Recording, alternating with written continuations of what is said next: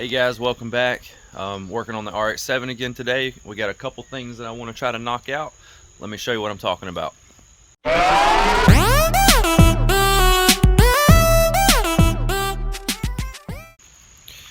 Alright, so this fuse relay box is just kind of hanging out in here. It's basically held in with zip ties and hopes and dreams.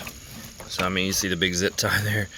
So I want to try to look at cutting all these zip ties, see how much cable I have to work with to try to get this stuff mounted. And then you can see the Haltech ignition coils in here.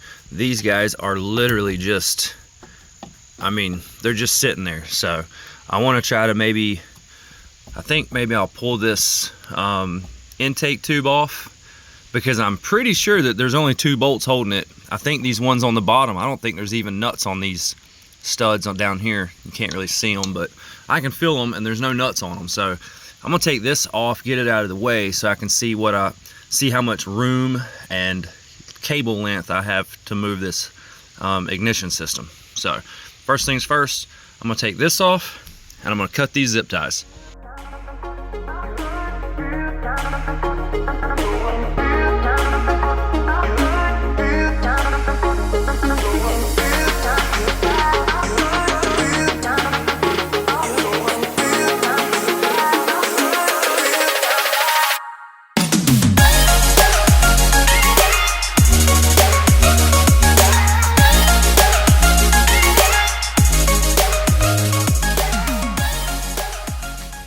Alright guys, it doesn't look like we're really working with a whole lot of length here on these plug wires. So I don't know if I need to just get some longer plug wires or what, because this unit, I'm really not sure where it's supposed to mount, but I just don't feel like where it's at is where it's supposed to be. So I'm gonna do a little research on that. Got the zip ties cut here. I'm pretty sure I could just pull a piece of aluminum off of this and kind of make this bolt right there. And then I just got to figure out something for the front, which, yeah, that's easy enough. I mean, it's a piece of flat aluminum there, straight down to the rail would hold that up on the front. Make it look a lot better for sure. And then kind of same thing with this one. This one doesn't really have any bolt holes, but again, I think I can use, oh, look, it's got a bracket. This one's actually got a bracket, so I can maybe play around with this bracket somehow and make something work there with that. Alright guys, so bear with me. I know I'm kind of all over the place, but this is how my brain works. So still not sure what to do about that.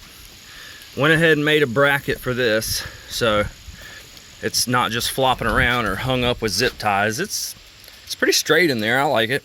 So I've got this clearance issue from this charge pipe, or the pre-intercooler pipe, where the blow-off valve is actually like on the fan, so there's no room here at all. So when the engine's moving around or whatever, it's just going to be rubbing. But I don't know if you can see the sticker there. So I think I can take this fan off and put it down in here. I think it'll fit in here just fine, and it'll be pointing the right direction. I'll have it mounted back this way. Should be good, kind of what I'm thinking. And I don't think it will be too difficult, because I think I've got plenty of wire here to just get this fan to the other side of the radiator. So yeah, we'll be doing that here in just a minute. But for now, I think I'm gonna keep messing around with this part, maybe get this tape off of here and see what's up under there. All right guys, so I took some of this stuff loose so I could get this fan out. The fan is wired up so that the airflow is going that way, so it was pulling. I'm pretty sure these fans can just be wired up backwards to have them push instead of pull. Pretty sure, where does it say at here? Yeah, see, it says airflow. Airflow that way, black is the positive.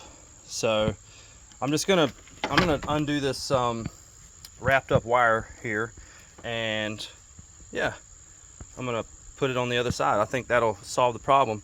Also, the coolant issue that I had, where coolant was coming out this and going straight into the reservoir, so it wasn't building pressure, I capped that off. The radiator itself has a pressure valve under the cap, so then I'm just going to take the coolant line that was here and we're going to move it to here. I think that's going to fix the coolant issue. I think we'll have to get all this sorted out, get it all put back together, top it up with fluids. I still got to put oil in it. I ended up just straightening the oil pan with a block of wood and just, you know, silicone the shit out of it using some Permatex gray stuff, and it looked good. It looked like it went in good and everything looks good down there. So all right guys, so I was getting this fan put in this hole here, and it's a little tight. I'm gonna have to maybe see if I can move the intercooler out just like half an inch, if that. But as I was doing it, I kept like moving this around. I was seeing sparks flying. I'm like, what the hell? The radiator shouldn't have like power going to it. Well, I figured out why they had this thing taped up. This is actually got power on it. So I'm guessing this was like maybe coming off the original battery post or something, and it was bumping the radiator over here, which was causing it to ground out through the subframe there.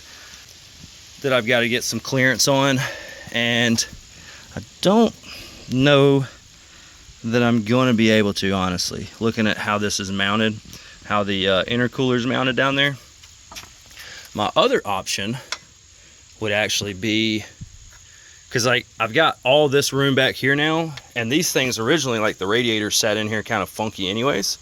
I could just make an extension right here and just mount that right there like that. I think that's what I'll probably end up doing. I think that makes the most sense, and I don't think there's going to be any issues with the fan kind of being mounted off to one side. I think it'll be fine. I don't know. We'll see. If not, I'll get like a dual pusher fan, like a really thin dual pusher fan, and put in here. But for now, I just want to get this thing where I can actually drive it and see how bad the tune is, and then maybe get some dyno time scheduled for it. So time to make a bracket. Yeah, there we go. So just a little spacer bracket. Got the intercooler off of the fan, or the fan off the intercooler, whatever, it's in there. I got to get another one of these little fan mounts. I broke the other one, so the fan is a little loose.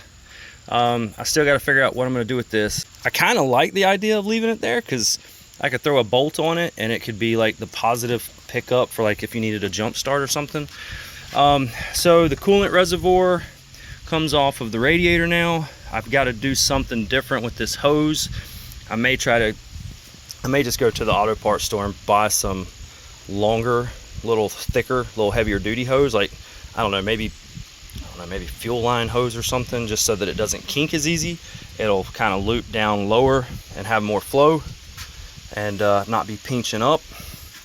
And then I think all I need to do now, after I do what I just said, is figure out how to get this crap to link up better, because it's like, I don't know, it's just kind of wonky the way it's in here. Like nothing seems to want to go into its home. Like, I don't know, it's like maybe I need to take a little bit off of this tube just to get it to set down a little more. Like it's like, and then they put a fitting on it back here for something, I'm guessing, I don't know, guessing boost pressure or something, I don't know. Either way, I need to do something with that. And I think right now I'm gonna go eat a sandwich. All right, so a couple hours later, been going at this for quite some time now.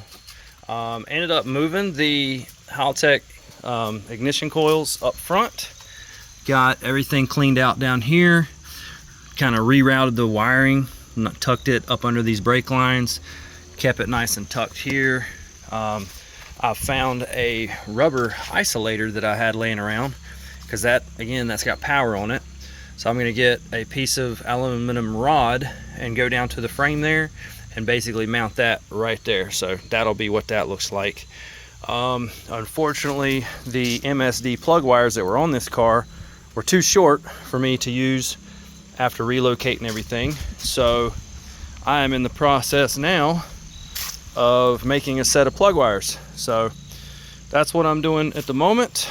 I've also went ahead and replaced this coolant hose here, this little, I guess it's like a bypass hose. I got some more hose to do this part in a little bit, but right now I'm trying to get these plug wires done, and then we'll see where we're at there. All right, well, we got the plug wires cut and ran, and I think it looks pretty good. I mean, I'm not a fan of Excel plug wires, no particular reason. I don't know, I just don't like them. But yeah, everything is ran, everything looks good. I think it's time. This is loose as a goose. I don't know what I'm going to do about that long term, but for now it's fine. My wife is going to get some zip ties so that we can kind of clean up the wires a little bit and get them more secured. She's going to go pick us up some more aluminum so we can make that bracket. I'm going to go ahead and change the oil filter because I still haven't done that. I'm going to change the oil filter. I'm going to put the manifold back on, or the intake tube. And the gasket looks a little crappy, but I'm going to put this back on and then put some oil in it. All right, well, we got the oil topped off. I got this hose ran. It's just kind of laying there. We're going to get some zip ties. The way this coolant system is going to work is kind of weird. I think we're going to no funnel.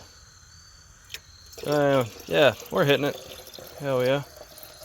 So we'll fill up this hole like that. Oh, a little more. Yeah. Yeah, it's okay. It's all good. That. And then we're going to fill this one up, because this is the high side. Right, so totally not making a mess. Okay. Squeeze these hoses a little bit. Let that work its way down in there a little bit. And guys, I know I'm gonna need to bleed the system and put actual coolant in it and everything, but I'm kind of just throwing everything at it to see if it has any leaks. So everything is buttoned up, best I can tell. So again, coolant reservoir line, radiator's been moved, fan's been moved and rewired. The Haltechs have been relocated and rewired. Wiring there. This is mounted. This is still floating, but it's kind of hooked on that rubber hose, so it's not going anywhere for the time being. I think it's time to crank it. So let's see. I don't know if this is, I hope the battery's not dead. I've been it's been just hanging out here with the door open. So let's see. Hopefully battery's not dead.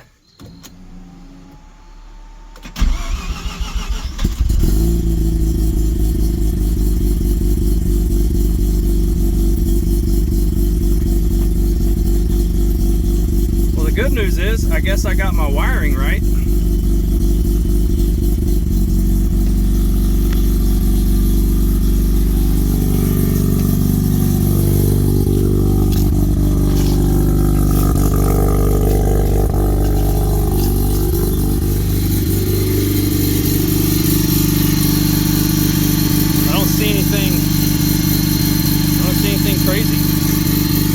Everything looks good for now, I guess.